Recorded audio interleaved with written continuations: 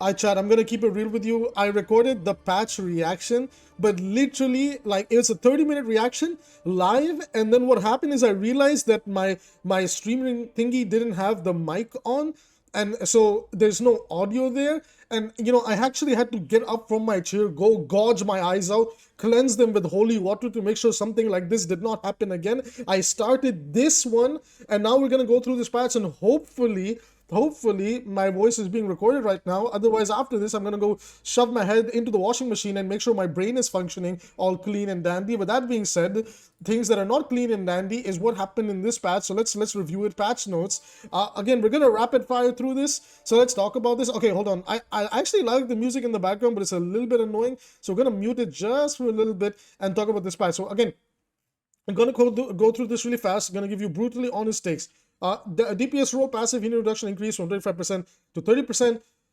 I don't like this from the perspective that I would rather we address sustain on the characters that needs to be addressed. But as a band-aid solution, as always, that passives are, this is fine. Like, I unfortunately think we actually needed the 30% because just some of the healing on support is insane and out of control. I'm not a fan of the base health regen timer going up.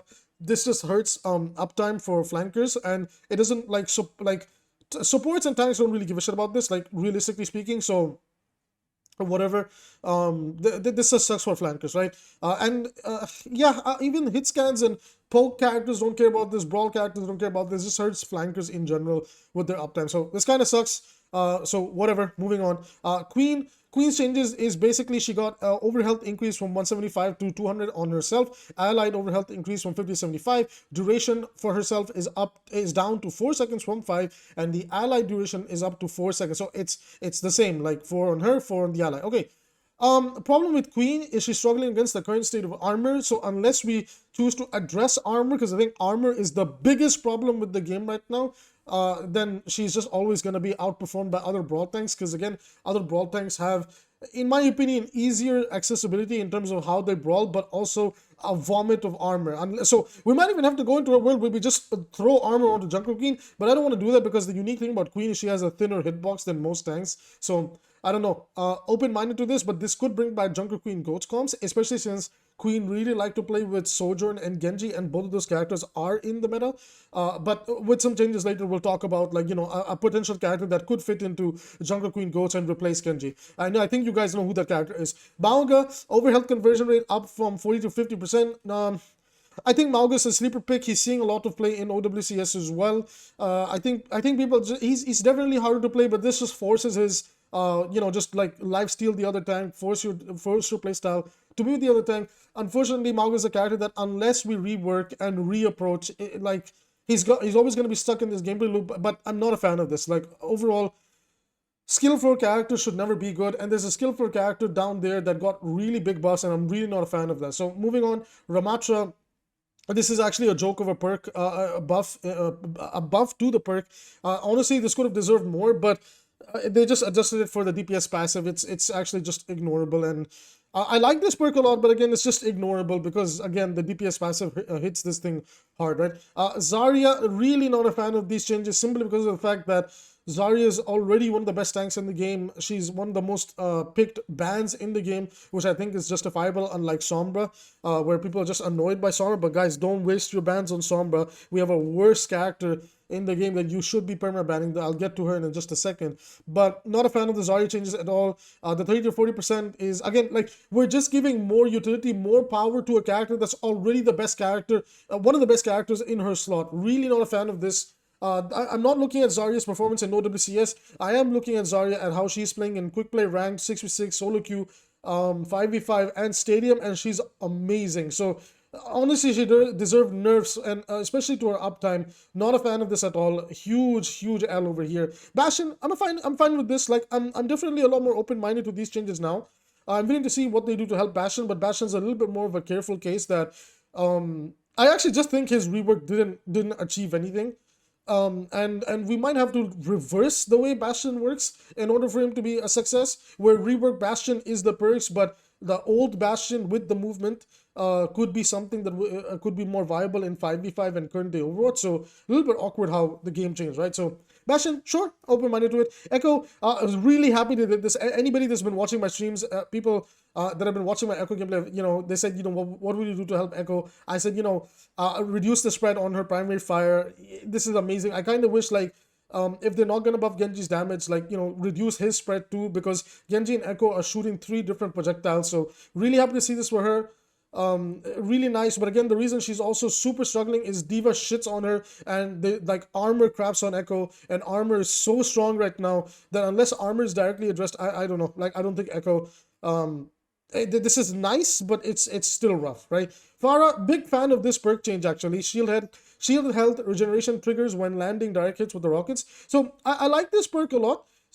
Simply because it encourages like skillful play. I can definitely see this making the Pharah Mercy comp a lot more annoying, but I think with the 30% heal reduction, Mercy kind of takes a huge hit, so maybe it balances it out. So really like this. I actually really like the idea of the Helix shields, but honestly the Barrage perk is just better simply because allowing yourself to dodge CC and sometimes get behind cover if the ult didn't work out.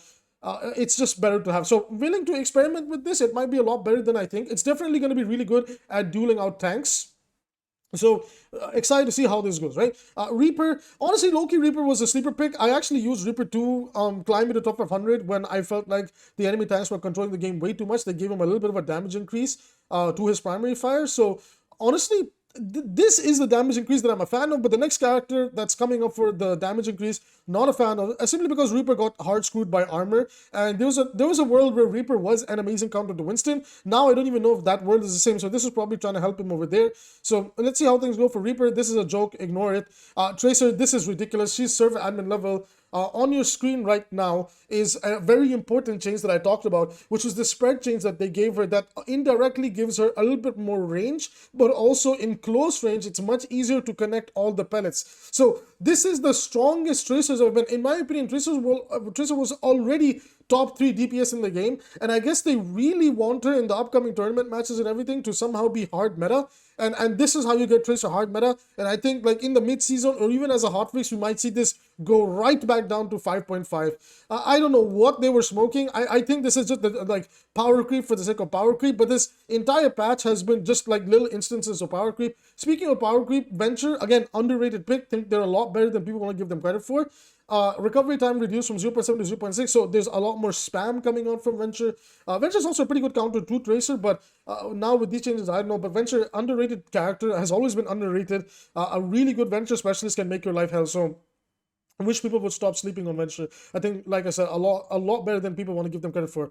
Life Fever, I like this change to the minor perk, but honestly, Weaver's a character that no matter how many times they buff him, unless they address his actual overall kit, he's never going to be as viable as they wanted to be. I don't think he was that bad. I think he was a pretty decent BT hero, but the new heal passive reduction is going to hit this character really hard, and we might begin to see even more buffs to him next season. Lucio gets a huge buff where his healing goes up to 20. Honestly, this is really scary for Stadium and also for 6v6, where 6v6 Lucio was already very, very good, but in 5v5 he was struggling. He was completely replaced by Juno. I think this brings him back. I think we're kind of back in Lucio meta, and honestly, Lucio is a very fun skill stealing hero. He's decent at the skill floor, so I'm always happy to have Lucio around. But sure, right? If this gets weird, we can talk about Lucio changes. But I'm open to bringing him back, right? Because again, he's still gonna get hurt by the DPS passive. But again, like, why did we increase the DPS passive if we're just gonna change like little bits and pieces of sustain across the board anyway, right? Speaking of changes that didn't need to happen, what the flip were they thinking for Moira, man? What is this? Healing per second increase from 70 to 80. Moira got a beam increase on Coalescence. I believe she got a numbers increase on it because she wasn't securing kills. They then gave her more distance with her perk to fly away, right? So she can like zip away and never get contested. They gave her more self-healing when she's sucking somebody off and deep-throating them across the map, right? And then now we're seeing that her healing is going up from 70 to 80. So God forbid if you didn't apply the DPS passive, because now Moira, man, like, this is an insane buff. Not only is this number buff insane, Moira already has one of the fastest charging ults in the game. She's going to be building Coalescence even faster now. I don't like it when skill floor heroes are buffed this much. And I think Moira is one of those characters where a lot of her buffs are going to add up. I already thought she was a pretty decently good character. And she just kind of falls off like after Masters. But now I think she's like Honestly, I actually think she's going to be a menace in low ranks. Like, if you thought she was bad before, this is the worst it has ever gotten. I'm really not a fan of this. Zenyatta's major perk, like, they're trying to help it out. It's really awkward to use simply because of how fast Discord Orb and Harmony Orb can be taken off targets. And I think, unfortunately, Duality, while they've tried to make this perk work, I just don't see it working. So what it does is, like, if you have a Harmony Orb on somebody and you're shooting somebody else, that has a Discord Orb on them, that damage will be converted, or I don't even think you need to put the Discord, I'm not entirely sure, but that damage that you do gets converted to burst healing on the target that has Harmony Orb. But Harmony Orb is an absolute joke with the new DPS, but I'm actually so surprised to see that Harmony Orb didn't get a buff. And I think now Zenyatta might have the worst healing in the game, but that's crazy. Anyways, everybody, that is mostly my opinion on the changes in the game.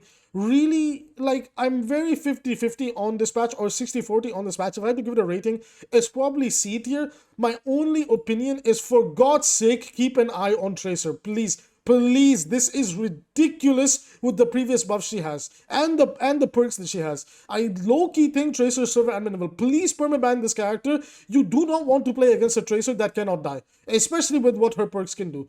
And I don't even think Torbjorn can now counter this version of Tracer, because she can actually just come in, destroy your turret, go to a health pack, get the reset on the blinks, come back, destroy Torbjorn, and then move on. So, I don't know, Tracer might actually be server adminable. Anyways, guys, I want to hear your comments down below. What do you think of this patch? I think this is the most blatant power creep we've gotten in a while, and I think this has a lot to do with them wanting to bring characters to Freya and Sojourn's level, rather than justifiably bring Freya and Sojourn down to other characters' level. And honestly, we might start to see damage buffs across the board on a lot of characters, especially in the DPS roster. Please, for God's sake, like, I don't understand how Genji doesn't get 28 damage shurikens, but Tracer can get her 6 pellets back. So, very, very ridiculous. Very ridiculous to see Tracer get this Giga buffed. Anyways, guys, I want to see your thoughts and comments in the comment section below. With that being said, before we head off, shout outs to the Patreon. Much love. Thank you for the support. And as always, if you want to support the channel financially, do check out the Patreon. If you want to support the channel for free, subscribe, like, comment, free ways to help with the algorithm. With that said, see you in the next one.